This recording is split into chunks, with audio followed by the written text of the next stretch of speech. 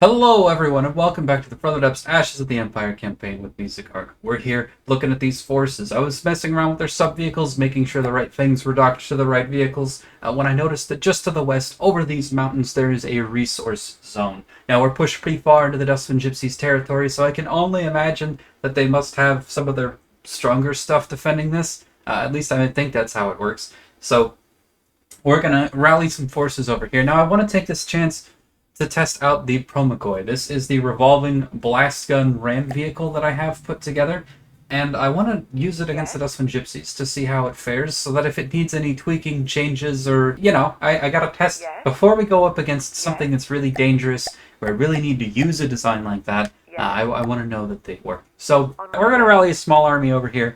We're going to take this resource zone, and I'll be back when I've marshaled my forces. Alright, so you may have noticed in the last clip that we only had a few seconds until this diplomacy screen popped up. So here we are. Our forces have not finished marshalling in the southwest, and we have to make a decision.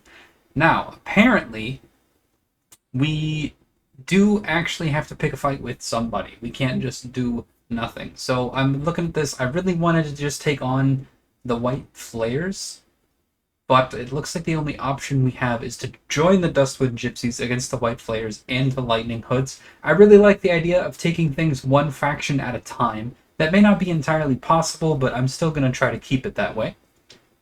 We have picked up a couple of viewer-submitted craft, but that'll be coming up as soon as we go on the offensive against the Onyx Watch. For now, I am going to pick this top option of just fighting the Onyx Watch and the Dustwind Gypsies, and we'll fight a defensive war against the Onyx Watch, and we'll just pick our next target. As tempting as it is to declare war against the Lightning Hoods, I'm not actually sure how strong or advanced their designs are. I tested against exclusively Dustwind Gypsies and Onyx Watch craft, so I'm not anticipating the vehicles I have to be able to fight everything.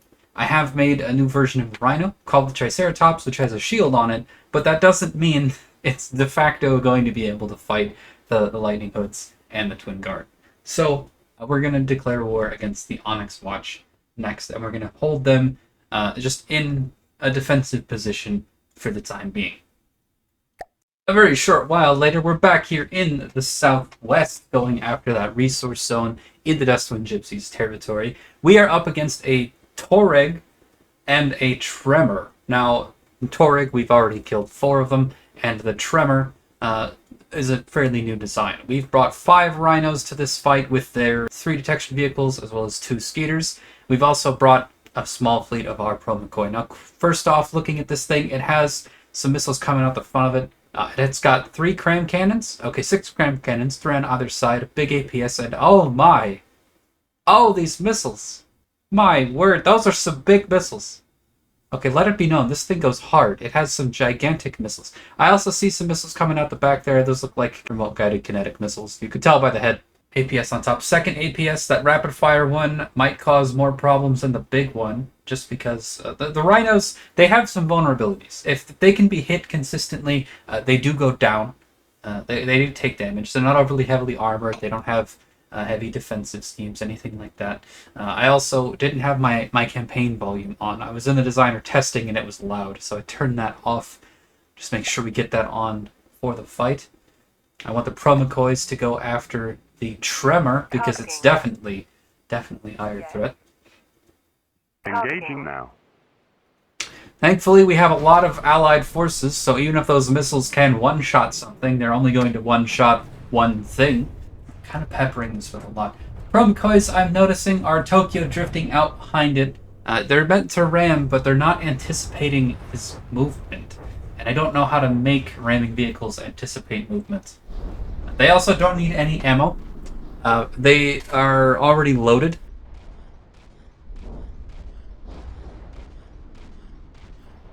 There's a bit of an obnoxious warning in the top left, but I assure you they are all loaded and can fire. When they first load in, they use their entire ammo store to load their weapons, so that is a bit annoying. But I promise they have enough ammo. It's fine.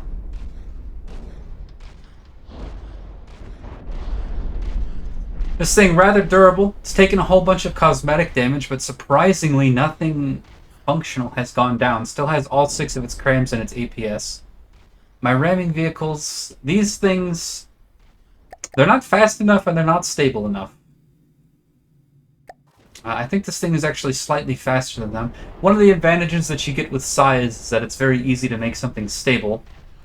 But the problem with the ramming vehicle is it's just not efficient to make super massive ones. Ramming vehicles are good in 1v1s, where they against other vehicles that they can actually hit. Which means they're not very... they're not ideal. Because if you're going up against something you can't hit, then your ramming vehicle loses. I was hoping to negate this problem by making mine small. Haven't actually field tested it, so this is the field test. We'll see. Our missiles are doing quite a number. And I'm hoping that we can like mess up this thing's track or something. Looks like that creme shell has missed. These guys grouped up. If we're lucky, they might crash into each other. This thing's actually doing really well. So most of the Dustman Gypsies have had a really hard time actually hitting anything. This has actually taken out both of our Skeeters and substantially damaged a couple of the Rhinos.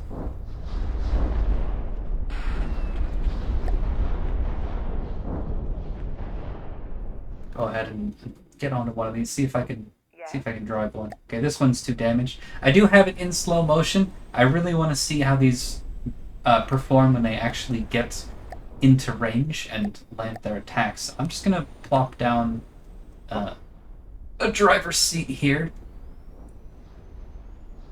I don't know how to fix their terrain prediction. Or their, not terrain prediction, like enemy position prediction. Oh, my eardrums! Oh, my eardrums. Slow it down. Oh, look at that. Oh, it's beautiful. Remember, the shells don't fully exist yet, so a lot of those shells are just going straight into the target. And they're just hitting somewhere inside. Some of them are bouncing off, yes, but some of them are going straight inside and hitting its guts.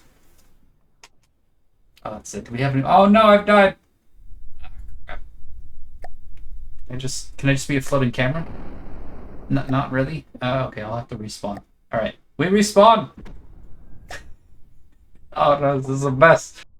Oh! Oh, it's getting rich! Right up the butt.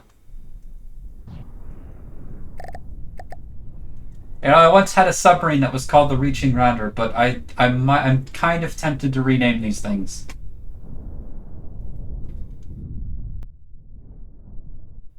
What a scene. Surprisingly, my vehicle is not being evaporated by my own fire. Oh, we killed it! They did actually kill it.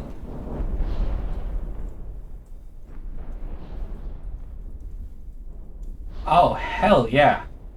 Oh, I am happy with that. So the revolving blast gun, it's kind of hard to tell what was happening there. The revolving blast gun obliterated all of the cram turrets and both of the APS, and that caused the thing to go damaged enough that it despawned.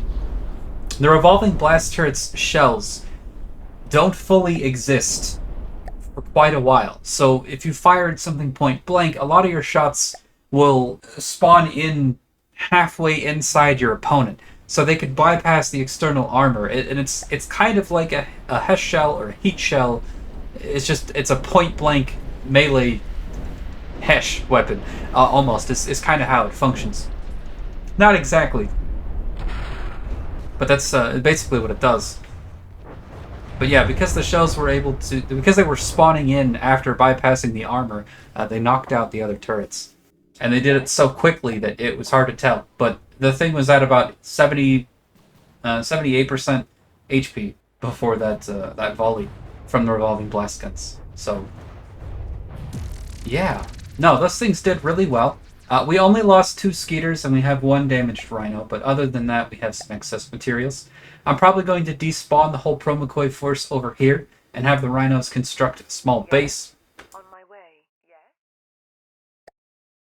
And while we were over there, managing logistics over there, a Longhorn from the Onyx watch has snuck up on us. Now, really quick, I'm just going to get these forces spread out and positioned how I want them to. We're going to be using a number of other things. We've got rocket wagons, we've got little gun wagons, we've got a bunch of helicopters and some scattered air forces. Very much a whole bunch of tiny vehicles that are just going to swarm this thing to death. We definitely have the material and volume advantage over the Longhorn, but I've never faced the Longhorn, and I have no idea what it is. So, we've seen the Mule before, because that was one of the designs I allowed myself to test against in the designer before attempting the campaign, but let's go take a look at this Longhorn. The first thing I noticed is I don't actually see any immediate weapons except for these APS on the front. There's something going on the top. Got some drills and missiles. Yeah, first drills. Drills and APS. But yeah, not the typical creme. Very looks like 6 large missiles. So it's actually kind of funny that this thing has 6 large missiles. So the advantage that we had in the last fight against massive missiles was that even if they were to hit, they could only kill 1 unit. I had a whole bunch of units. This time I have a much, much larger swarm of tiny units. So if those missiles hit anything, you know, he's got 6 shots that he's going to fire, and then he's going to be reloading for probably like 2 minutes or something. I don't know. I don't actually know how long his reload is. But he's got his 6 big shots that he's going to fire initially. And best case scenario for him is that he drops 6 targets. First off, I don't think it's going to happen. I don't think all 6 of those missiles are going to connect. But thing number 2, we have a whole bunch of small vehicles like this. So it doesn't really matter if he drops 6 of them. We do have more Promachois here, so we're going to get to test them against him. And I've started this off in slow motion just to be able to see. The shells, we got tracer rounds, look like primarily HE. I'm not sure. I think that's an HE head. It could be something else. I haven't actually, researched exactly what they look at. I'm just pretty sure that that's an HE shell. His missiles, it looks like they're being fired at air targets, almost. Or maybe there's just something about the Skeeter that's drawing attention. Let's go ahead and turn it up a little bit here. The Promachois, once again, having that problem where they can't predict where the opponent's going to be, so they're going to trail along behind it. I just hope that they don't get caught in too much crossfire. It's entirely possible that some shots miss the Longhorn and just hit the Promachoi behind it. That would not be very ideal. These missiles, let's check on them. Looks like, I think it's a radar tracker and a magnet instead of a thruster. And some fins. I'm pretty sure that's a radar tracker. Pretty sure the green one is the radar tracker. That's a very interesting way to do it. Give them velocity with missile ejectors. Oh, wow! What just happened to you? What is that? Autoloaders? Yeah, he lost his front left gun. Oh man. Man, this he's got some heavy armor, but it is not doing him any good.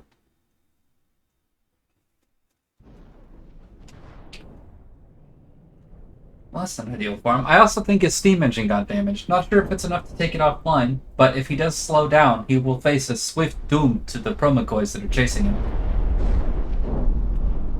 We've also got potential to do some internal damage. If we could take out that other gun, they're probably just done for.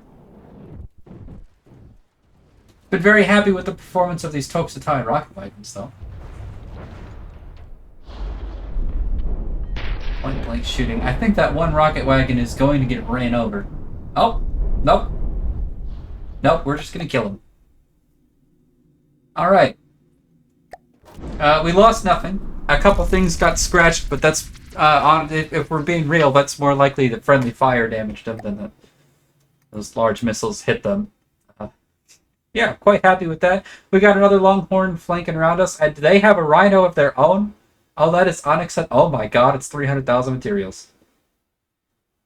Okay, their Rhino is quite a bit bigger than my Rhino. They've got another Longhorn coming along. So I'm gonna call some of my other forces up to the front because they have quite a bit of value coming my way. A little while later, and the Onyx Watch were trying to be sneaky by sneaking a little Longhorn around the northern tip of the territory here. We're just getting some stuff in place to intercept them. Now, I have a whole bunch of hoplites They're kind of far away. They're actually on the southeastern side, and they're not quite within range to repair, and not to mention there's a bunch of half-built ones. It's just not worth it. They're pretty slow, so I can't bring the hoplites into this fight is all I'm trying to say. We got some Toxotai rocket wagons, and we've got some Promachois heading up the front here, and we've also got a couple of helicopters that we're going to bring into the mix here. If you have been enjoying this so far, and you're interested to see where this goes, I would very much appreciate likes, comments, shares, and subscriptions to the channel. It lets me know that this sort of stuff is what you're interested in seeing. I'm having an absolute blast in the campaign. I hope that you guys are enjoying the series as well. This fight's going to be pretty similar to the last one, although we're going to have a lot more of our Skeeters in the air. Now, the Skeeters, I think, were the unsung heroes of the last fight, because they are the only Hesh weaponry that I have. The little rocket wagons are firing pretty heavy HE frag shells, and they do really good against metal, but they don't do that much internal damage. And what happened last fight was a Skeeter actually completely capped one of the turrets with its Hesh damage. So we have more Skeeters here, and I'm expecting those guns to go offline. That being said, everything did spawn quite far away. Once again, we have that mildly obnoxious notification that the Promachoi is out of ammo. So the Promachoi, it has a little bit more ammo than it actually needs. But by the time it actually loads in and gets to the enemy vehicles, it's fine. And once it's loaded in once and loaded, it's also fine. It just takes a second to load all of its guns. So we get these obnoxious messages. I don't have space inside the Promachoi to add more. Anyway, we got these missiles. This thing's charging us head on, so if we get some lucky hits with our missiles, and there it is, we can actually disable its APS. The APS, probably the most dangerous thing on this craft, just due to the type of vehicle that we're using. The high fire rate, I think those shells could one-shot several of our vehicles, so I'm not too concerned about the missiles, because there's only 6 of them. And they tend to miss. Now, these Promachoi ram vehicles that I have, I don't know how to make them predict the movements of enemy vehicles. I wonder if terrain prediction has an impact on enemy vehicle movement prediction, or if there is any way to do this. But yeah, I just, if anyone knows how to have ramming vehicles predict or at least appropriately intersect enemy vehicles, that'd be very much useful information. I guess I could make a slightly larger variant with maybe some harpoons on them. That might be pretty useful. Or maybe I could put my propulsion on a turret so that it's always facing... Actually, I might be able to put the whole vehicle on a turret, come to think of it. That might be the way to do it. I could have the main craft as a tiny little sled and the front be like a rocket-propelled wedge with... Okay, there might be a Promachoi rebuild coming up in the future. Now that I've had that idea. Anyway, we're just going to continue peppering this thing from all directions. The little explosions that you see are Hesh, and it looks like we are victorious. I think we actually disabled most of its internals. It did start losing speed there before it got too damaged. So yeah, Hesh. It doesn't look like it's destroying things, but it definitely is. Now we just have to figure out what we're going to do about this Rhino over here. 'Cause I don't like the idea. I think we could probably take one vehicle like this, but if we take too many losses, it might be hard to hold after that. Alright, the Onyx Watch tried sneaking along around the north earlier, and that didn't work, so they've sent an overseer to the south through the Lightning Hoods territory, or slightly into it anyway. Also is not going to work, because we are much more set up. Now this over here is the overseer. It reminds me a lot of the Warden from the Neater campaign in the adventure mode. In fact, it's I don't want to say it's identical to the Warden because it's definitely not. The upper turret's for sure different. I almost wonder. I really like how those wheels look.